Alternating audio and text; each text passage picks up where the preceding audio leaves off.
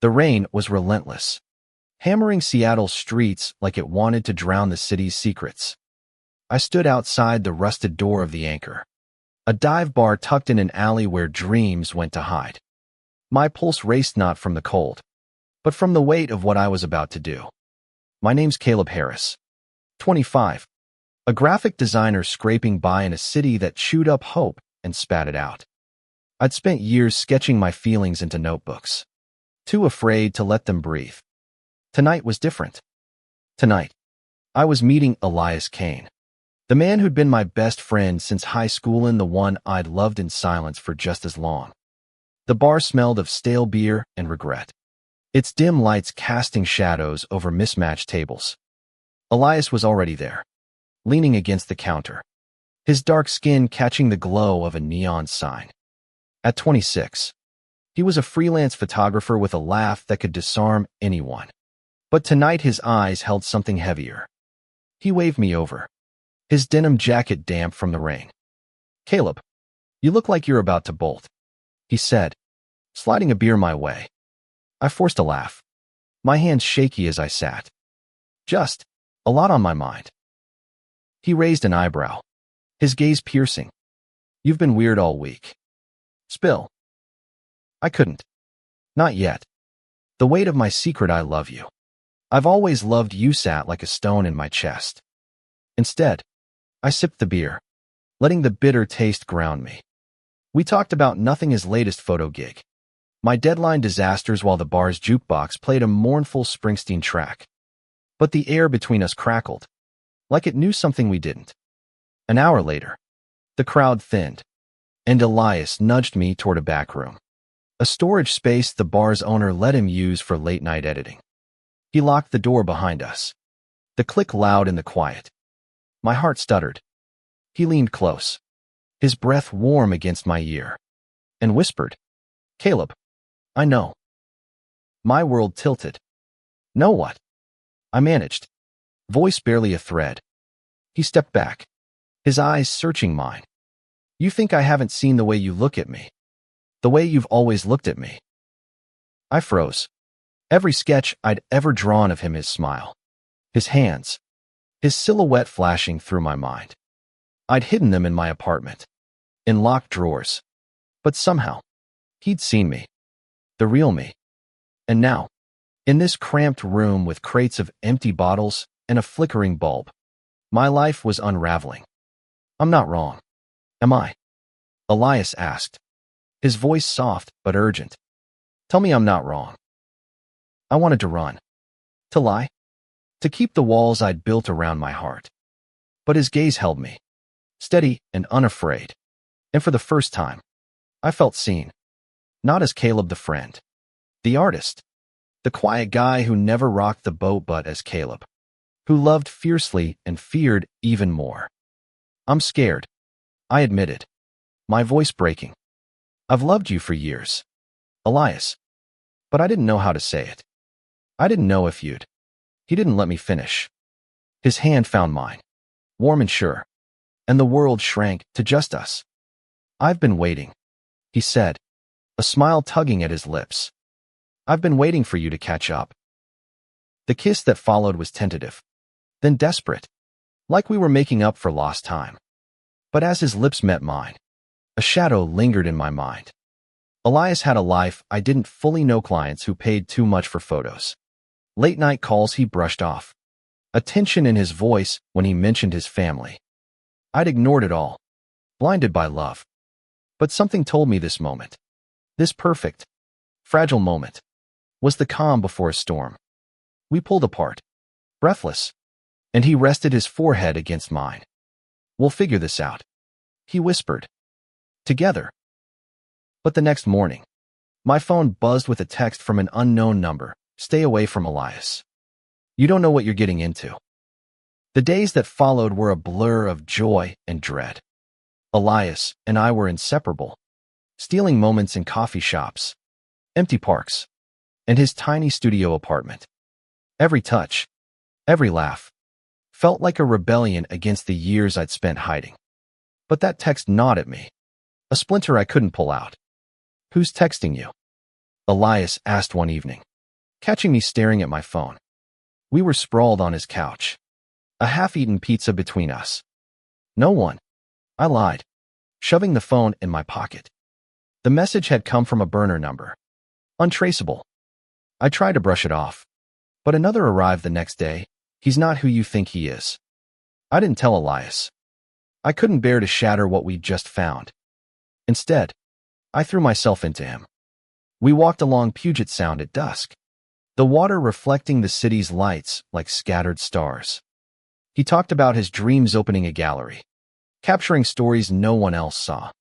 I showed him my sketches, the ones I'd hidden for years, and he traced the lines with a reverence that made my chest ache. But the texts kept coming. You're in danger. Ask him about his brother. Each one chipped away at my trust. Elias had mentioned a brother, Marcus, Onsi, a soldier who died overseas. But the details were vague, and when I pressed, Elias changed the subject. I wanted to believe it was grief, but doubt crept in like damp rot. One night, I couldn't take it anymore. We were in his studio, surrounded by prints of his photos, gritty street scenes, faces full of stories. I set my beer down and faced him. Elias, who's Marcus? Really? His expression hardened, a wall slamming down. Why are you asking? Someone's been texting me. About you. About him. He stood, pacing the small space.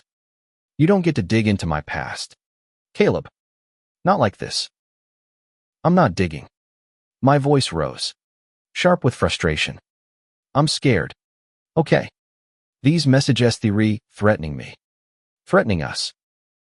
He stopped, his shoulders slumping. I didn't want you involved. He said quietly. Marcus, he didn't die in combat. He was involved with some bad people. Debts. Deals. When he died, they came after me. Who's they? I demanded, my heart pounding. I don't know. He snapped. I've been trying to keep them away from you. That's why I never said anything. The room felt smaller, the air thick with unspoken truths.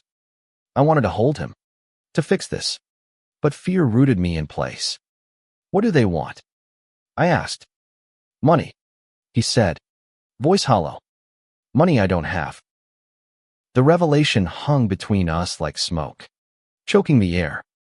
Elias sank onto the couch, his hands covering his face. I wanted to reach for him, but my feet wouldn't move. The texts weren't pranks. They were warnings, and I'd walked right into the crosshairs of his past. Tell me everything, I said, my voice steadier than I felt. No more secrets. Elias exhaled, long and shaky. Marcus was my older brother. He got mixed up with a crew in Tacoma loan sharks. Smugglers. I don't even know the full scope. He owed them a lot. When he died 2 years ago, they decided I'd inherit his debt. Why didn't you tell me? I asked, hurt lacing my words. Because I was ashamed, he admitted. And because I didn't want you in their sights. I thought I could handle it. Pay them off with my gigs. But they keep asking for more. I sat beside him, close but not touching. How much do you owe? 50 grand, he said, the number a punch to my gut. And they're not patient. My mind raced. $50,000 was a lifetime for us two guys barely making rent. I thought of my savings, a meager few thousand from freelance gigs. It wasn't enough. What happens if you don't pay? I asked, dreading the answer. They don't just want money, he said, his voice low. They want you to work for them. Deliveries. Photos to track people. I've been stalling, but they're losing patience. I felt sick. Elias, the man who saw beauty in broken things, was tangled in something ugly.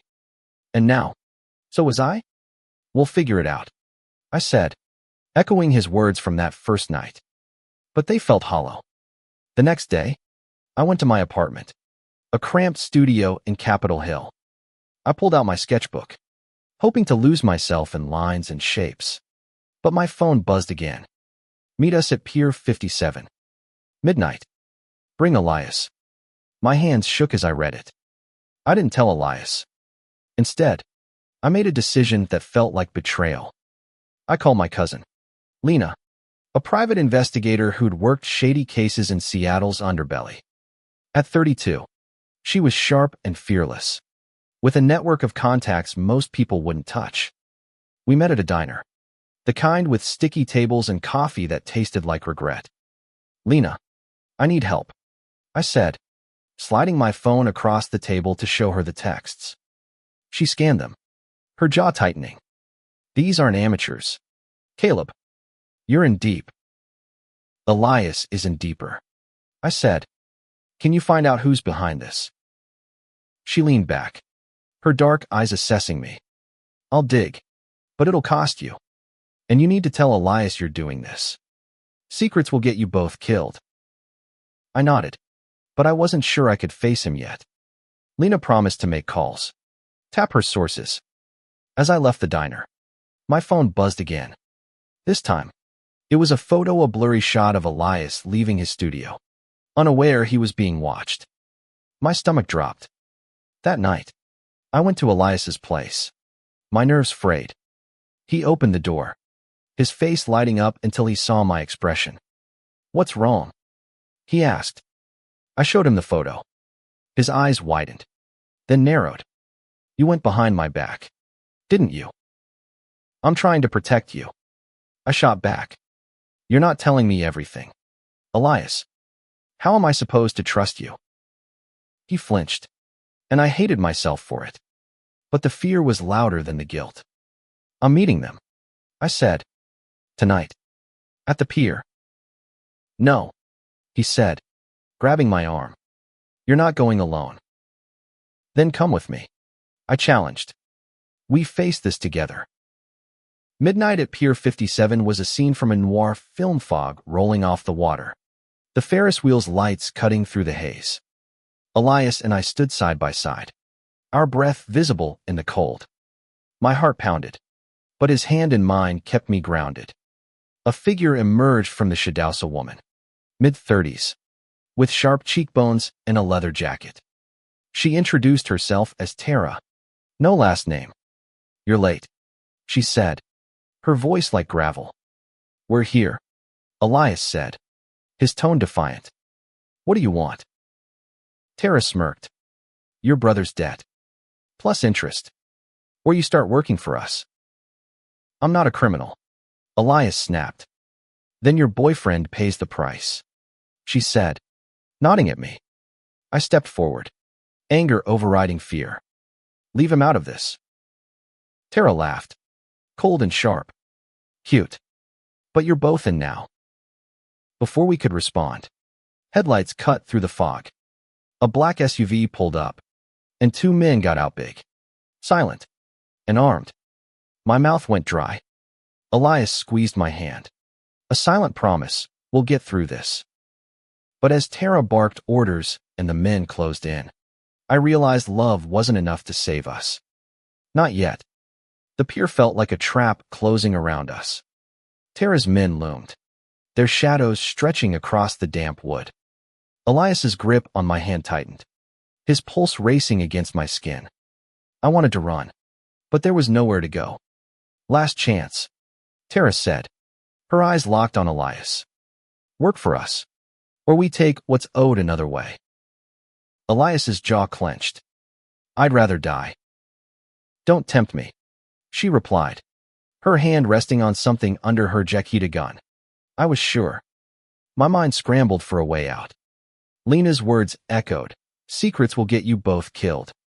I hadn't told Elias about her, and now I regretted it. But there was no time for confessions. I stepped between Elias and Tara, my voice shaking but firm. You want money? We'll get it.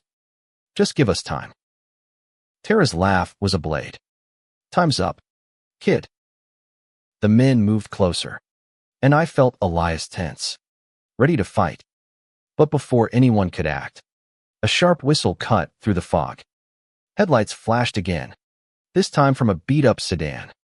Lena. She stepped out, her posture casual, but her eyes deadly serious. Problem here. she asked, her voice carrying an authority that made Tara pause. Who the hell are you? Tara snapped. Someone who knows your boss, Lena said, unfazed. And I know he doesn't like messes. Let these two go, and we can talk business. Tara hesitated, her confidence cracking. Lena didn't blink, her hand hovering near her own concealed weapon. After a tense moment, Tara waved her men back.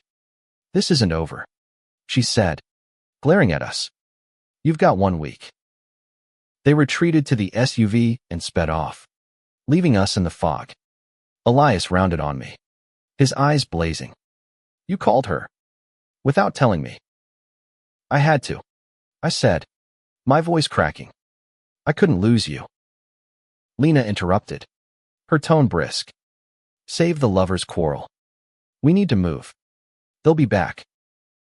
We piled into Lena's car, the city blurring past as she drove us to a safe-housey, a cramped apartment in Fremont. Inside, she laid out what she'd found. Tara worked for a syndicate tied to Marcus's debts, a network that thrived on extortion and fear. They'd been watching Elias for months, waiting for him to crack. Why didn't you run? I asked Elias, my voice soft. He looked away, his hands fidgeting. Because of you. I couldn't leave you behind. My heart ached. But Lena cut in. Sentimental. But we need a plan. They want $50. 000. And they're not joking about that work for us part. Elias, what do you have on them? He hesitated, then pulled a USB drive from his pocket. Photos. Marcus gave me these before he died. Evidence deals. Faces. Places. I didn't know what to do with it. Lena's eyes lit up. This could be leverage. But we need to be smart. They find out you have this. You're both dead. We spent hours strategizing. Lena would reach out to a contact in the FBI, someone she trusted. The photos could expose the syndicate, but it would take time we didn't have. Meanwhile, Elias and I had to lay low. No work. No phones. No trace. That night, in the safe house's tiny bedroom, Elias and I lay side by side on a creaky mattress. The silence was heavy, filled with everything we hadn't said. I'm sorry, he whispered. I should have told you about Marcus from the start. I'm sorry I went Alina. I said. I love you too much to lose you. He turned to me, his eyes soft in the dark. We're a mess, aren't we? I laughed. A small, broken sound. Yeah, but we're our mess. His kiss was slow, grounding, a promise we'd fight for this. For us. The next few days were a tense blur. Lena worked her contacts, while Elias and I stayed hidden, our world shrinking to the safe house's walls. I sketched to keep my hands busy, drawing Elias as he pored over his photos, his brow furrowed in concentration. He was beautiful, even now, and I hated how fear tainted every moment. Lena came back with news. Her FBI contact, Agent Ruiz, was interested in the photos but needed more names. Dates. Proof that could hold up in court. Elias's evidence was a start, but it wasn't enough. We needed to draw Tara out, get her to incriminate herself. It's risky, Lena warned. If she suspects a setup, you're done. Elias nodded, his face grim. I'll do it.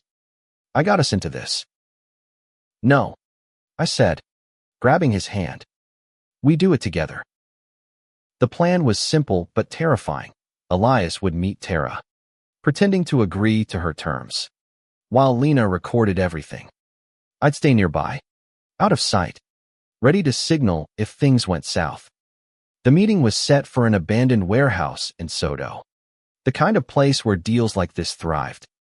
We arrived at dusk, the sky bruised with clouds. Elias wore a wire, a tiny device Lena had borrowed from a contact. I hid behind a stack of crates, my heart hammering as Tara arrived with her goons. She looked wary, her eyes scanning the shadows. You're late again, she said, her voice clipped. Had to think it over. Elias replied, his tone steady. I'll work for you. But I want guarantees nobody touches Caleb. Tara smirked. Sweet. But you don't make demands. I gripped my phone, ready to text Lena's signal word no if things escalated. Elias played his part well, asking about the jobs, the money, the syndicate's reach. Tara was cagey, but let slip enough. Names. Locations. A shipment coming through the port next week. Lena's recorder was catching it all. But then one of Tara's men glanced my way. I ducked, my breath catching. But he'd seen something. Who's there? He barked, pulling a gun. Time slowed. Elias shouted, Run, Caleb, as he tackled the man. Tara drew her weapon, and I bolted from my hiding spot, adrenaline burning through me. Lena appeared, her own gun raised, shouting for everyone to freeze. Chaos erupted. Shots rang out, and I dove behind a crate, my heart in my throat.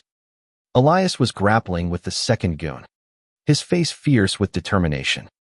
Lena fired a warning shot, and Tara cursed, backing toward the exit. Stop, Lena yelled, but Tara was already running. The goons followed, leaving Elias bruised but alive.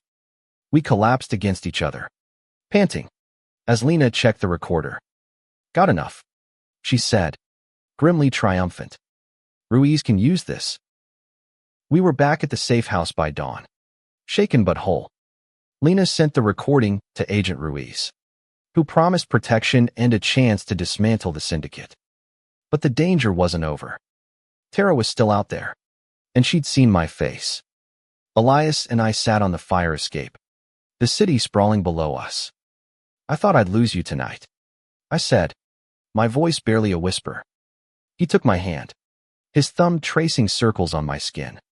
You didn't, and you won't. But doubt lingered. The syndicate was bigger than Tara, bigger than us. Even if Ruiz took them down, we'd always be looking over our shoulders. Love had brought us together, but it had also painted a target on our backs. Weeks later, the city felt different, quieter, but not safe. Agent Ruiz had used Elias's photos and Lena's recording to arrest Tara and several key players in the syndicate. The news called it a major bust, but Elias and I knew better than to celebrate. We'd moved to a new apartment, a small place in Ballard with a view of the water. It wasn't much, but it was ours. We were healing. Slowly. Elias's photos hung on the walls, capturing moments of joy we'd fought for. My sketches filled a new book, no longer hidden, each one a love letter to him. But the fear lingered, a shadow we couldn't outrun. One evening, as we cooked dinner together badly, with too much garlic and laughter, Elias set down his knife and looked at me. Caleb, I want to promise you something. I raised an eyebrow, teasing. No more secret debts. He smiled, but his eyes were serious. I promised to be honest, to fight for us, no matter what. You're my home, Caleb. You always have been. I kissed him, slow and sure, the weight of his words settling in my chest.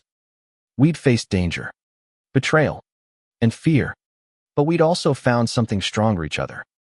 The world wasn't kind to people like us. Two men carving out a life in a city that didn't always understand. But we'd learned that love wasn't just a feeling. It was a choice, a stand, a fire that burned through the dark. As we stood by the window, the city lights flickering like hope, I realized something. That night in the bar, when Elias locked the door and whispered words that changed everything, my life hadn't just unraveled, it had been rewritten. And I wouldn't trade it for anything.